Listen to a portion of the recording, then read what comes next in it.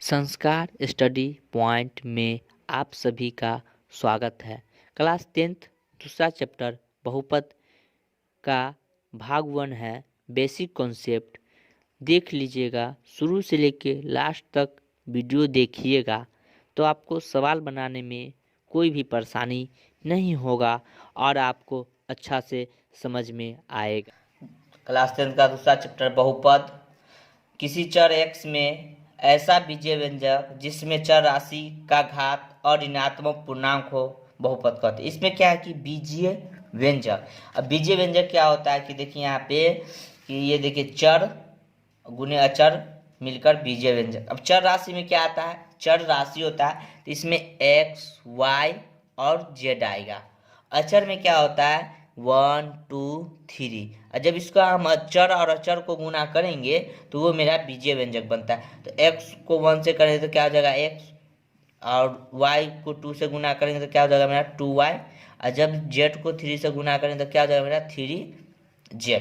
तो यही मेरा हो गया बीजीय व्यंजक। अब एक बात क्या है, आप हमेशा याद रखिएगा कि जो x ये होता है ना, x जो मेरा चर राशि है उसके पावर या ये घात जो होता है उसके ऊपर एक छुपा हुआ रहता है, इसके गुणांक में एक छुपा हुआ होता है और बटा में भी मेरा एक ये छुपा हुआ रहता है। अब उसके बाद क्या है कि देखिए, अब ये मेरा बहुपद का एग्जाम्पल हो गया बीजीय व्यंजक का 3x² + 2, 3x - 2 इत्यादि कोई भी अब लिख लीजिए बहुपद का एग्जाम्पल। अब क्या होता है कि देखिए बहुपद को पर्याय px, qx, gx और fx इत्यादि द्वारा सूचित किया जाता है। अब क्या है कि कर्णाली रूप और घातांक। अब कर्णाली रूप में क्या आता है कि √x है मेरा, तो बराबर के उस तरफ जाएगा तो x के 1/2 हो जाएगा। अब क्या है कि 3√x है तो मेरा बराबर के उस तरफ घातांक में जाएगा तो ये हो जाएगा x 1/3। अब ये 4√x² है तो ये मेरा बराबर के उस तरफ घातांक में जाएगा तो ये मेरा x 2/4 हो जाएगा। अब क्या है कि ये मेरा माइनस में है तो माइनस में बराबर के उस तरफ जाएगा तो 1/x हो जाएगा, क्योंकि ये माइनस वाला जो होता है माइनस ऊपर चला जाता है और प्लस वाला x यहाँ पे आ जाता है। अब देखिए माइनस में 2 है तो ये क्या है 1/x²। अब क्या है कि ये इत्यादि बहुपद नहीं है, ऐसे कभी भी आएंगे वो सब मेरा बहुपद नहीं होगा। अब देखिए, आप इस 3 चीज़ को आप हमेशा ध्यान में रखिएगा कि जो √अंडर में कोई भी चर राशि हो, x हो, √y हो, ये मेरा बहुपद नहीं होगा, ये बात आप याद रखिएगा। उसके बाद क्या है कि मेरा चर राशि मतलब x या y ये सब मेरा क्या चर राशि है, इसके पावर में कभी भी घात, पावर या घात एक होता है, ये देखिए कभी भी माइनस में आएगा तो ये मेरा बहुपद नहीं होगा। -1 या -2 या माइनस में कोई भी चीज़ आएगा वो मेरा कभी बहुपद नहीं होगा। ये 2 हुआ।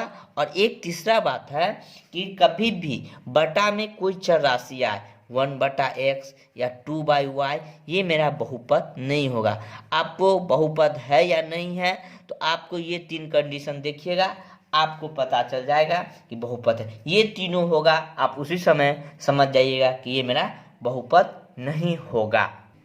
अब क्या है बहुपद का पद।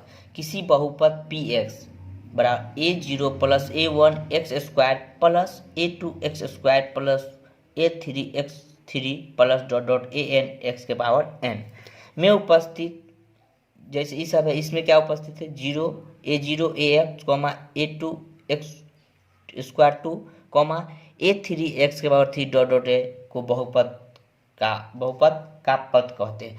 अब पद में क्या होता है सो दिखाते हैं।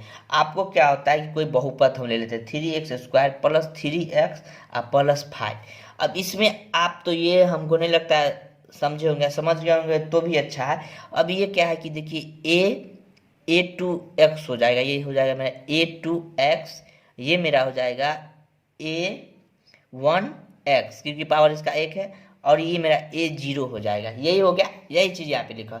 अब पद क्या होता है कि ये जो 3x² है वही मेरा बहुपद है। बहुपद का जैसे ही बहुपद का पद जो है मेरा, ये 3 पद है, इसमें 3 पद है तो ये 3x² ये मेरा एक पद हुआ। ये मेरा बहुपद है और बहुपद में इसमें ये 3 पद वाला है, तो इसमें एक पद मेरा ये हुआ, दूसरा पद। अब क्या है, एगो पद मेरा 3x है, आई 5 है, बहुपद का पद हुआ। मतलब जो एगो राशि लिखा हुआ रहेगा वही मेरा बहुपद हुआ। जैसे में देखिए कि ये जो मेरा हुआ, ये x हुआ, ये मेरा पद हुआ, ये मेरा बहुपद हुआ, ये मेरा बहुपद हुआ। अब ये तीनों मिला के लिखेंगे 3x + 2y + 3 हुआ 3z, ये मेरा बहुपद हो गया। ये पद सब। अब देखिए बहुपद का यहाँ आता है बहुपद का मानक रूप।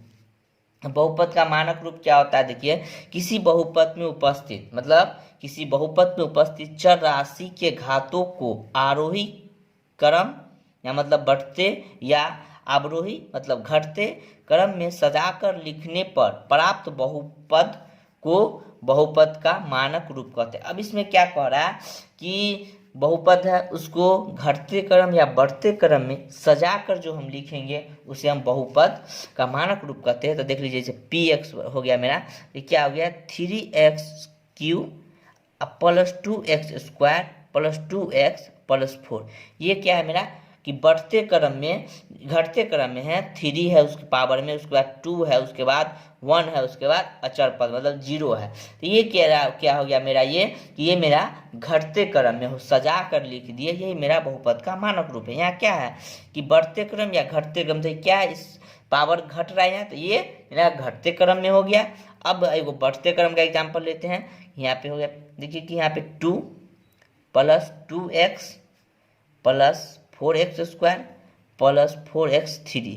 अब क्या है, ये देखिए कि यहाँ पे अचर संख्या 0 है, 1 है, 2 है, 3 है। ये क्या हो रहा है मेरा बढ़ते क्रम में जा रहा है, तो ये क्या हो गया मेरा बढ़ते क्रम। तो इसी को कहते हैं बहुपद के मानक रूप। जो बढ़ते क्रम या घटते क्रम में हम सजा के लिखेंगे वो क्या होगा मेरा बहुपद का मानक रूप होगा। अब देखिए यहाँ पे क्या है बहुपद का घात। अब बहुपद का घात में क्या होता है, किसी बहुपद में उपस्थित, मतलब किसी बहुपद में उपस्थित चर राशि के सबसे बड़े घात को उस बहुपद का घात कहते हैं। अब क्या करें यहाँ पे चर राशि, पहले एग्जाम्पल लिख लेते हैं। जैसे में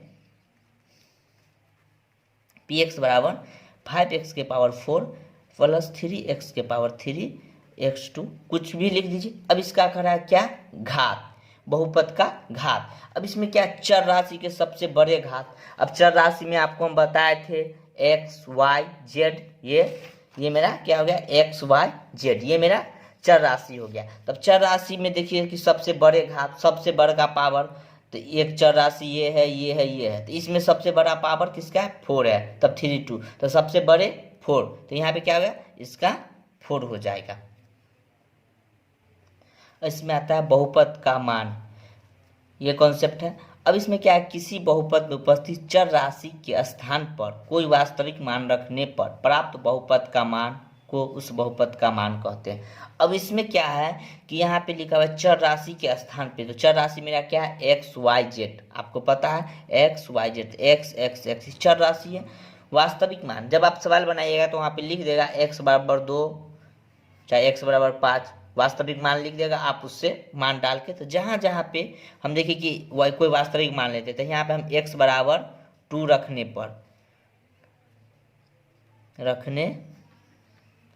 रखने पर अब x = 2 रखेंगे तो जहाँ जहाँ पे मेरा यहाँ पे एग्जाम्पल में लिखा हुआ है डिफिनीशन में कि चर राशि के स्थान पर कोई वास्तविक, तो हम x = 2 लिए, 2 रखने पर यहाँ पे, तो यहाँ पे क्या हो जाएगा कि 5 चर राशि की जगह हम क्या लेंगे 2 3 + 2, फिर चर राशि की जगह में हम यहाँ पे 2 रखेंगे, फिर मेरा प्लस है 3, फिर चर राशि की जगह पे हम 2 डालेंगे, फिर मेरा यहाँ पे प्लस है, यहाँ पे हम 2 डालेंगे।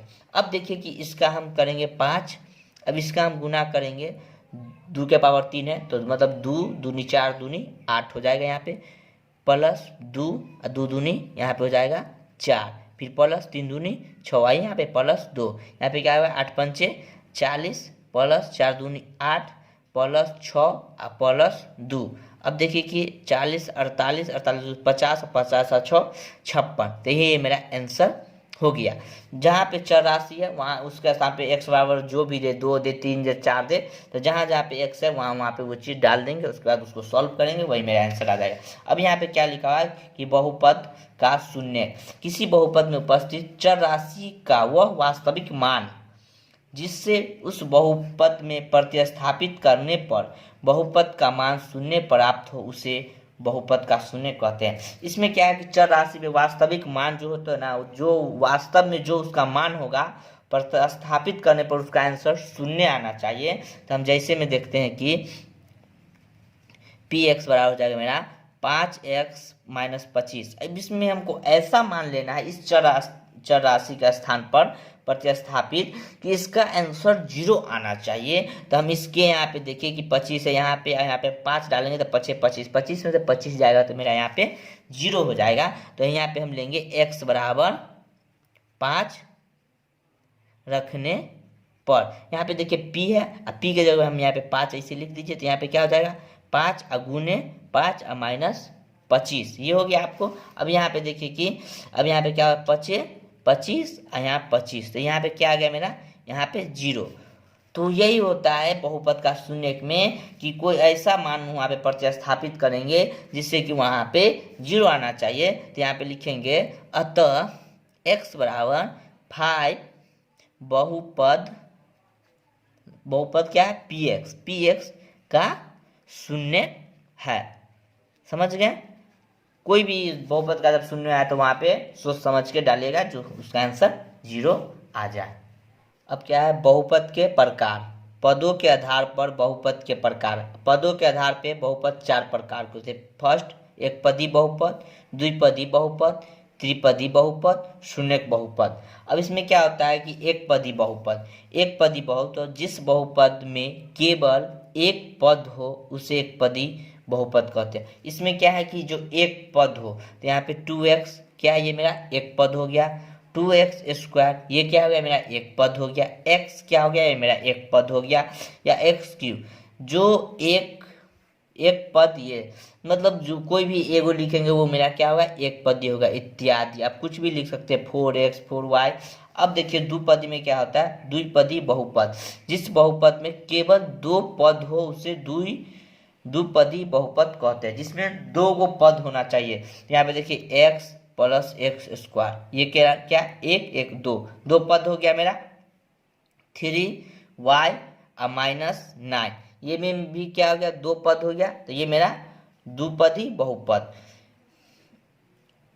4x², 4, ये क्या हो गया मेरा, इसमें भी एक 2 पद, तो ये क्या हो गया इत्यादि। आप कुछ भी लिख लीजिए 2 पद वाले लिखिएगा वो मेरा द्विपदी होगा। अब त्रिपदी बहुपद क्या होता है कि जिस बहुपद में केवल 3 पद हो उसे बहुपद कहते हैं। अब तो एक पद 2 पद, अब 3 पद वाला में क्या होगा 3 को लिखेंगे 2x² + 3x +1, ये मेरा क्या हो गया त्रिपदी हो गया।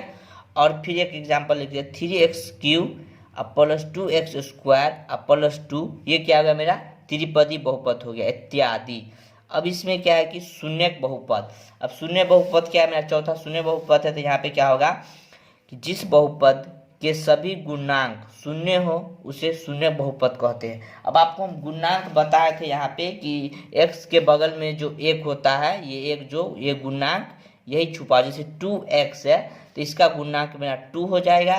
चाहे यहाँ पे देखिए कि 3y है तो इसका कोई गुणांक पूछेगा तो मेरा ये जो y के बगल में जो 3 है यही मेरा गुणांक होता है। तब यहाँ पे इसका गुणांक में यहाँ पर देखिए कि x, इसके बगल में जो मेरा 0 होगा वही मेरा शून्यक बहुपद का शून्यक होगा। x², 2x2, ये सब क्या हो गया मेरा, ये मेरा बहुपद हो गया, यही शून्यक बहुपद हो गया,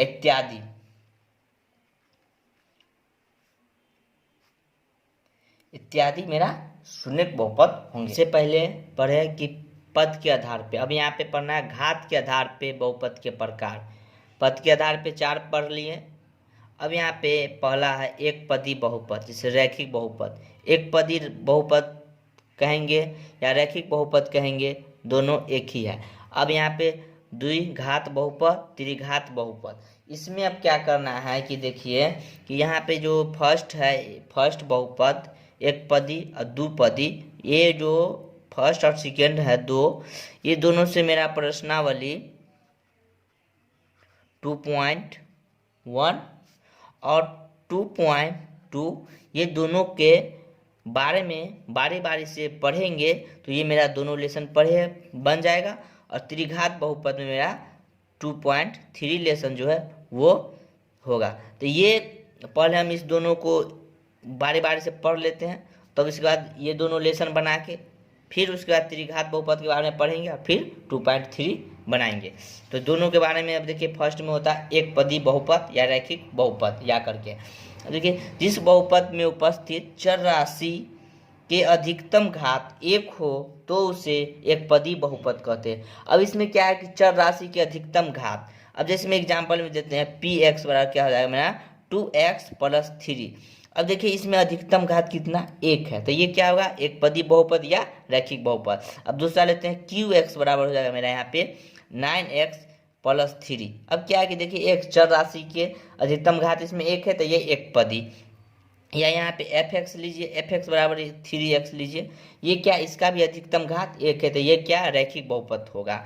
तो यहाँ पे आर एक्स जी एक्स बराबर ले लीजिए, जी एक्स बराबर क्या हो जाएगा मेरा 2x + 5 लिए, तो क्या है कि इसमें भी इसका अधिकतम घात 1 है तो ये क्या हो जाएगा मेरा एक पदी बहुपद हो जाएगा।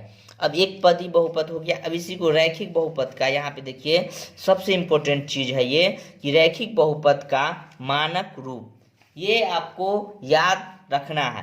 तो इसका मानक रूप होता है ax + b। ये आप हमेशा याद रखिएगा कि रैखिक बहुपद का मानक रूप ax + b, ये आपको याद रखना है, तभी आपको आगे समझ में आएगा। जहाँ a और b वास्तविक संख्या है और एवं a बराबर 0 नहीं, यहाँ पे कोई 0 कभी भी नहीं डालना है, और a भी मेरा वास्तविक संख्या है। अब देखिए कि जो a है ये a वो x का गुणांक है, x का गुणांक a है। आपको हम बताए थे ना कि यहाँ पे x का गुणांक एक छुपा हुआ रहता है, तो वही है कि x के बगल में जो a है वही मेरा गुणांक है। तो क्या है कि x का गुणांक हो गया a, और ये b मेरा जो है वो सिर्फ अचर हो गया, क्योंकि यहाँ पे किसी का गुणांक है नहीं x y चाहे पावर में जो भी हो, तो ये मेरा b जो है मेरा अचर हो गया।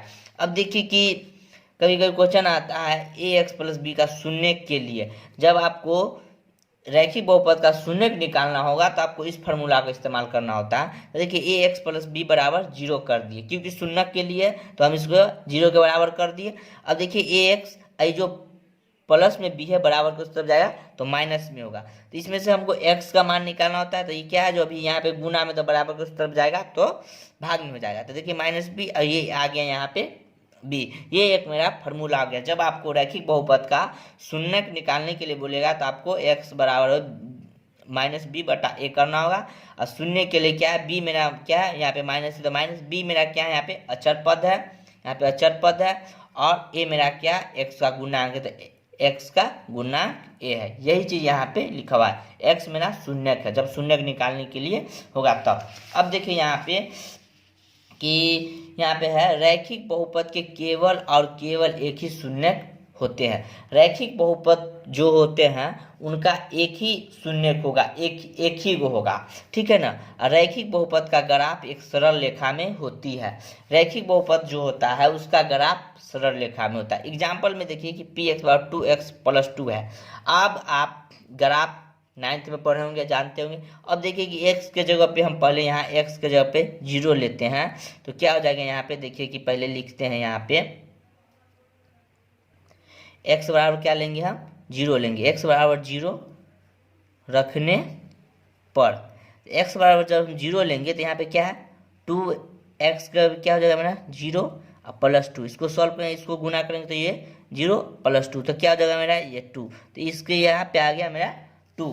अब इसमें x के जगह पे हम 1 रखते हैं। ग्राफ में ये होता है कि अपना रखना पड़ता है, तो यहाँ पे x बराबर हम 1 रखने पर, तो क्या हो जाएगा यहाँ पे 2, x की जगह पे 1 और +2, तो 2 2 4 हो जाएगा यहाँ पे 4, तो यहाँ पे इसका आ गया 4। अब क्या है कि मेरा देखिए कि यहाँ पे अब 2 रखते हैं, x बराबर 2 रखते हैं, तो यहाँ पे क्या है x बराबर 2 रखने पर, तो क्या 2 × 2 और +2 4 और +2, तो कितना हो यहाँ पे 6। अब यहाँ पे देखिए यहाँ पे ग्राफ दिया हुआ है, ग्राफ बनाए हुए हैं। अब ग्राफ बनाए हुए हैं तो इसमें हमको ढूंढना है एक्स पे हमको ये एक्स हो गया मेरा, ये एक्स डैश, ये मेरा पी एक्स मान लीजिए, या ये मेरा पी एक्स, क्योंकि यहाँ पी एक्स है। अब देखिए कि यहाँ पे पी एक्स, अब क्या है कि यहाँ पे एक्स पे 0 और पी एक्स पे हमको 2 ढूंढना है। तो मेरा एक्स तो हो गया 0 यहाँ पे होगा, और 2, तो ये मेरा एक बिंदु मेरा यहाँ पे होगा। अब दूसरा क्या है, एक एक्स पे 1 है और वाई पी एक्स पे मेरा 4 है, तो एक्स पे मेरा वाई यहाँ पे हो जाएगा और 4, तो ये सामने मेरा मिलेगा। यहाँ पे देख लीजिए कि जहाँ पे 4 होगा वहाँ पे जाके मिलेगा। 4 यहाँ पे है तो यहाँ पे मिलेगा, ये मेरा हो गया। अब यहाँ पे क्या है, देखिए कि यहाँ पे है एक्स पे 2 और पी एक्स पे 6, तो यहाँ पे देखिए कि यहाँ पे है मेरा 2 यहाँ पे है और यहाँ पे मेरा 6 है, तो इसको अब मिलाइए इससे करके। यहाँ पे ये यहाँ पे 6 है, ऐसे आएगा, ऐसे मिलाते हम लोग, तो ये हो गया। अब ये तीनों को मिला दीजिए, एगो मेरा ये हो गया, ये 3 को हम लिए थे, 3 सामने का बनाए थे, तीनों का हम ले लिए। अब इसको खींच दीजिए तीनों। अब देखिए क्या हो गया, ये मेरा सरल रेखा हो गया, सरल रेखा हो गया ना, तो ये क्या हो गया मेरा, यही ग्राफ हो गया, यही मेरा सरल है। तो यहाँ पे क्या हो गया, पी एक्स बराबर कितना आ गया मेरा 2x + 2 का ये ग्राफ हो गया। तो मेरा ये हमेशा याद रखिएगा कि रैखिक बहुपद का ग्राफ सरल रेखा में होता है, और ये ग्राफ हम सरल रेखा में बना दिए। शून्यकों और गुणांकों के बीच संबंध स्थापित कीजिए। अब जो शून्यक और गुणांक के बीच जो संबंध स्थापित करेंगे, तो क्वेश्चन आता है संबंध स्थापित करने के लिए। तो इसमें द्विघात के बारे में पढ़ रहे हैं अभी, तो इसमें क्या है कि माना कि ax² + bx + c क्या है, द्विघात का मानक होते हैं। यहाँ पे द्विघात बहुपद है जिसके 2 शून्यक अल्फा तथा बीटा होते हैं, ठीक है। अब इसको है क्या, शून्य के लिए और गुणांक के लिए संबंध स्थापित करना। तो यहाँ पे हम शून्य के लिए लेंगे। अब ये ax² + bx + c ये मानक रूप है, इसको 0 के बराबर, क्या होगी शून्य के बराबर लिखे, तो 0 के बराबर कर दिए। अब जो यहाँ पे ax² + bx है और ये प्लस में जो c है बराबर के उस तरफ भेजे, तो माइनस में c आ गया। अब देखिए कि ये 2 टर्म में एक बराबर के इस तरफ है, बराबर के उस तरफ हो गया। तो इसमें क्या करेंगे, दोनों पक्ष में a से भाग देने पर, दोनों पक्ष में हम a से भाग देंगे, तो तो यहाँ पे क्या ax² बटा में a से भाग दे रहे हैं, फिर प्लस यहाँ पे प्लस bx बटा में a बराबर में -c है बटा में a, दोनों पक्षों में भाग दिए, ये a से a कट गया, या x² + bx a बराबर -c बटा a हो गया। दोनों पक्षों में b बटा a 2a² जोड़ने पर, ये कोई वैज्ञानिक दिए हुए हैं, अपने मन से नहीं, ये किताब में आता है। तो b बटा 2a² जोड़ेंगे दोनों तरफ हम। अब देखिए कि यहाँ पे x² + bx बटा a है, और यहाँ पे क्या जोड़ना था मेरा, b 2a² बराबर, अब यहाँ पे जोड़ -ca लिख दिए। अब देखिए कि इसको क्या होता है कि आप देखिए ये मेरा, इसको हम तोड़ सकते हैं, ये मेरा a² हो गया, a² 2ab + b², आप फार्मूला जानते होंगे, ये a² + 2ab + b² का फार्मूला होता है a + b का होल स्क्वायर, ये होता है ना। अब देखिए ये चीज़ उसी टर्म पे है, a 2ab। अब यहाँ पे देखिए कि इसको इस टर्म में हम लिख दिए, x हो गया, यहाँ पे ये 2 है, 2 a के जगह पे मेरा x², यहाँ पे x होगा, x लिख दिए। b के जगह पे मेरा क्या होगा, यहाँ पे b 2a लिख दिया, प्लस अब यहाँ पे क्या है, b² है, तो यहाँ पे ये b² आ गया, और यहाँ पे बराबर इसको b का स्क्वायर के b 2a को के, तो 4a² - c हो गया, आप समझ गए होंगे। अब देखिए कि ये मेरा ये आ गया, अब ये a अब प्लस b का होल स्क्वायर, तो a मेरा ये हो गया, b मेरा ये हो गया, तो a प्लस b इसको माने, इसको a माने, इसको b माने, तो a के जगह पे x है, प्लस b के जगह b बटा 2a का स्क्वायर हो गया। अब इसका हम यहाँ पे भिन्न का घटाव किए, इसका एलसीएम किए, तो 4a² हो गया, इसमें इतना से भाग दिए, तो 1 हुआ, 1 से b² में गुना किए तो b² - a, जब a से a कट गया, यहाँ पे 4a बचा, 4a को फिर c से गुना किया तो 4ac हो गया। अब देखिए यहाँ पे कि ये जो स्क्वायर है बराबर को इस तरफ जाएगा तो रूट बना देगा, तो यहाँ पे क्या बच गया, x + b2a रूट अंडर में ये चला गया ये। अब देखिए यहाँ पे x + 2ab प्लस माइनस में, अब ये 4a² है, तो इसमें से 2 निकल जाएगा बाहर, और 2 a है तो बाहर, तो 2a मेरा ये बाहर निकल जाएगा, तो यहाँ पे 2a बाहर निकल गया प्लस माइनस में। अब देखिए कि x बराबर -b बटा 2a plus minus root under B square minus 4ac/2a। अब क्या है कि ये मेरा आ गया। अब यहाँ पे प्लस माइनस है। अब यहाँ पे हमको क्या पढ़े हैं, देखिए कि अल्फा तथा बीटा दो शून्यक है, तो एक पे हम लेंगे इसको प्लस लेंगे, एक में हम माइनस लेंगे। अल्फा और क्या हो गया माइनस बी, ऊपर वाला प्लस ले लिए, root under B square minus 4ac/2। अब यहाँ पे ये प्लस ले लिए, अब माइनस लेंगे बीटा में, तो बीटा के लिए क्या हो गया माइनस बी। यहाँ पे प्लस नहीं लेंगे, प्लस तो अल्फा में ले लिए, तो बीटा में माइनस बी हो गया। अब बी स्क्वायर में 4ac/2, ये मेरा अल्फा और बीटा दो फार्मूला बन गया। अल्फा और बीटा संबंध मेरा यही स्थापित हो गया। अब देखिए कि इसमें संबंध स्थापित ये हो गया। अब इसमें हमको पूछेगा आप कि शून्यकों का योग। जब आपको शून्यकों का योग पूछेगा तो योग मतलब जो प्लस होता है, तो यहाँ पे अल्फा प्लस हम बीटा कर देंगे। तो देखिए अल्फा प्लस बीटा कर दिए, और अल्फा का मान मेरा यहाँ पे आया है माइनस बी प्लस, यहाँ पे देख लीजिए, plus root under B square minus 4ac/2। यहाँ पे अल्फा प्लस लिए, प्लस हो गया। अब यहाँ पे बीटा का मान मेरा ये आया है, यहाँ पे ये लिख दिए। अब देखिए कि इसका हम भिन्न का जोड़ करेंगे, तो भिन्न का जोड़ किए तो इसका हम एलसीएम किया 2a हो गया, इसमें इतना भाग दिया, इतना आ गया। अब आ गया, अभी इसको इतना होता था, यहाँ पे क्या प्लस माइनस माइनस हो गया, माइनस माइनस माइनस हो गया यहाँ पे। अब देखिए कि ये से ये कट गया, यहाँ पे क्या बच गया -2b और बट्टा में 2a, 2 से कट गया, तो यहाँ पे क्या होगा -b/a। तो यहाँ पे अतः में होगा अल्फा प्लस बीटा बराबर होगा -b/a। आप हमेशा जब आपको शून्यकों का योग पूछेगा, शून्यकों का योग, तो आपको ये फार्मूला हो जाएगा अल्फा प्लस बीटा बराबर -b/a। अब ये देखिए शून्यकों का योग यहाँ पे लिखा हुआ है स्पष्ट। अब देखिए कि यहाँ पे मानक रूप भी है a² + b + c। अब देखिए कि यहाँ पे -b है, तो यहाँ पे माइनस हो गया b, तो b किसका x का गुणांक है, x का गुणांक है। यहाँ पे क्या है a है, तो a किसका गुणांक है x², तो यहाँ पे x² का गुणांक, ये दोनों आप याद रखिएगा। अब शून्यकों का गुणनफल। अब गुणनफल में क्या होता है गुना, तो अब क्या है कि अल्फा प्लस बीटा को हम गुना करेंगे, तो हमको क्या आएगा शून्यकों का गुणनफल। अल्फा प्लस बीटा को हम गुना करेंगे, तो देखिए अल्फा प्लस बीटा हम यहाँ पे लिख दिए। अब अल्फा बराबर इतना आया, बीटा बराबर मेरा इतना आया। अब देखिए कि यहाँ पे -b है, यहाँ पे -b, तो स्क्वायर हो गया, यहाँ पे माइनस है, यहाँ पे प्लस तो माइनस हो गया। अब ये देखिए ये इधर भी है और इधर भी, इसका भी स्क्वायर हो गया। यहाँ पे इसको गुना कर दिया, 2 दूनी 4, a को ऐसे करेंगे तो a², ये हो गया। अब देखिए कि b का स्क्वायर करेंगे, b माइनस हट जाता है, तो यहाँ पे b² हो गया माइनस।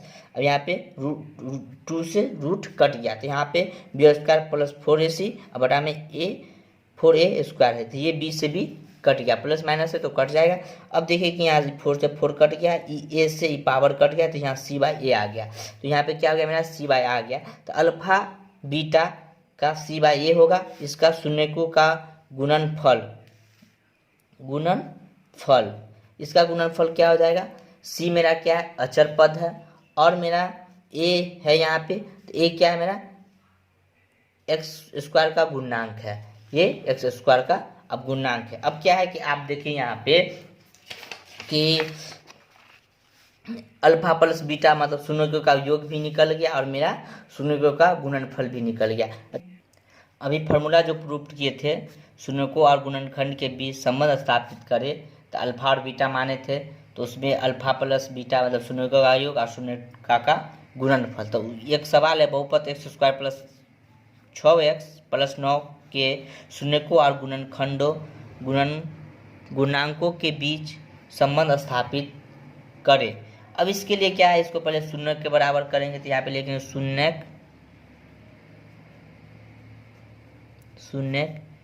के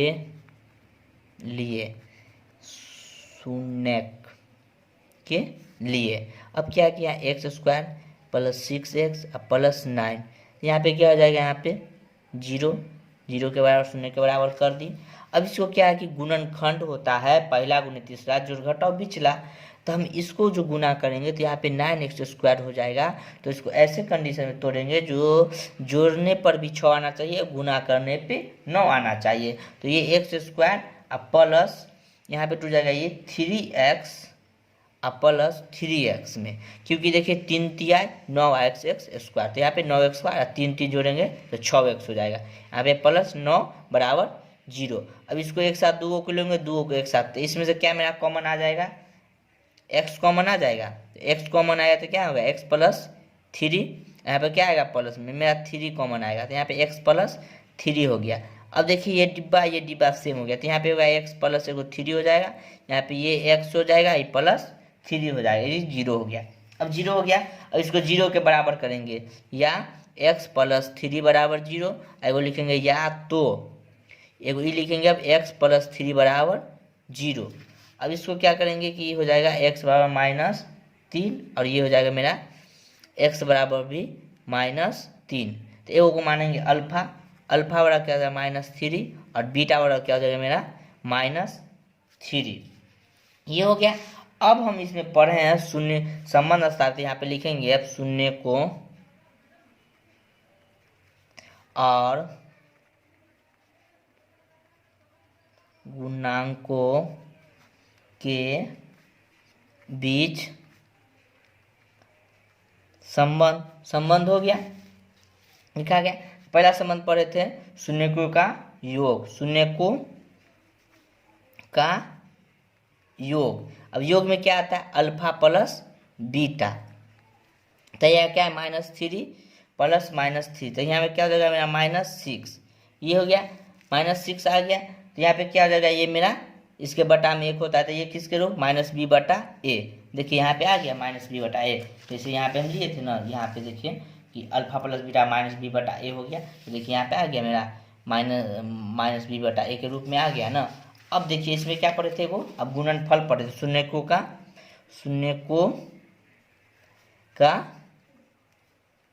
गुणनफल। इसमें क्या है, अल्फा और बीटा। अब क्या है कि अल्फा -3 है, गुना है -3 है, तो ये क्या हो गया, माइनस माइनस हट गया, तो यहाँ पे क्या हो गया, यहाँ पे 9 आ गया, तो इसके बटा में क्या हो जाएगा, 1 आ सकता है ना, तो ये क्या हो गया, c/1 के रूप में हो गया ना। यही संबंध स्थापित करना था, प्रूफ्ड हो गया, यही मेरा संबंध है। द्विघात बहुपद ज्ञात करने का सूत्र। अब यहाँ पे द्विघात का पहले मानक रूप लिखेंगे, माना कि ax² plus bx plus c एक द्विघात बहुपद है जिसके दो शून्य का अल्फा तथा बीटा है px। अब यहाँ पे मानक रूप लिख लिए। अब क्या है, इसमें से a जो कॉमन लेंगे, तो a कॉमन लिए तो x² प्लस bx है, तो इसमें a नहीं है तो इसके बटा में a हो जाएगा, प्लस c/a हो जाएगा। देख लीजिए, क्योंकि a कॉमन लिए तो इसमें a नहीं तो a बटा में होता है, c के बटा में a होगा, ये हो गया।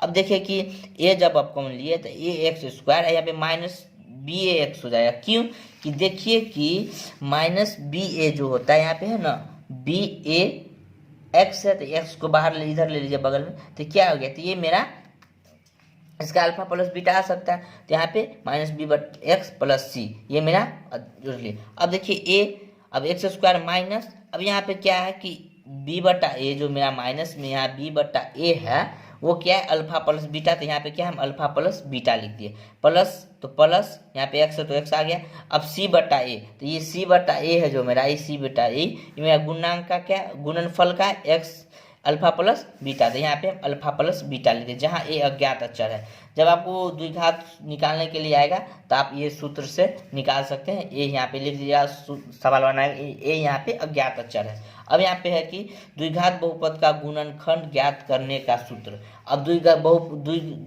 बहुपद का गुणनखंड आएगा ज्ञात करने का सूत्र, तो आप हमको सूत्र प्रूव करते हैं। माना कि ये हो गया ax² plus bx plus c एक द्विघात बहुपद है जिनका दो शून्य अल्फा तथा बीटा है।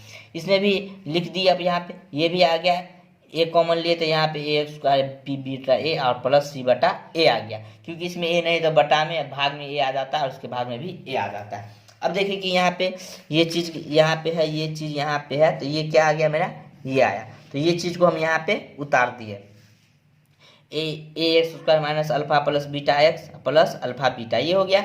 अब देखिए कि इसको हम गुना कर दिए, ये अल्फा को एक इसके साथ और बीटा को इसके साथ, तो ये ए है तो ए उतार दिए, x² माइनस, अब माइनस में यहाँ पे तो माइनस में हो जाएगा अल्फा x, और यहाँ पे फिर माइनस में है प्लस माइनस में है तो यहाँ पे बीटा एक्स प्लस बीटा। अब दोनों को एक साथ ले लिए, दोनों को, और ये दोनों को एक साथ लिए, तो इसमें से कॉमन लिए एक्स, तो एक्स आ गया, ये वो एक्स यहाँ पे चला गया, ये अल्फा आ गया। इसमें से हम बीटा कॉमन लिए माइनस में, तो यहाँ पे एक्स हो गया, माइनस में बीटा को प्लस यहाँ पे माइनस हो जाएगा, माइनस अल्फा। अब देखिए कि दोनों सेम है, तो एक यहाँ पे ले लिए, फिर ये एक्स यहाँ पे आ गया, ये माइनस बीटा यहाँ पे आ गया, ये अज्ञात अचर है। अब इस पर क्वेश्चन बना के हम आपको बता देते हैं।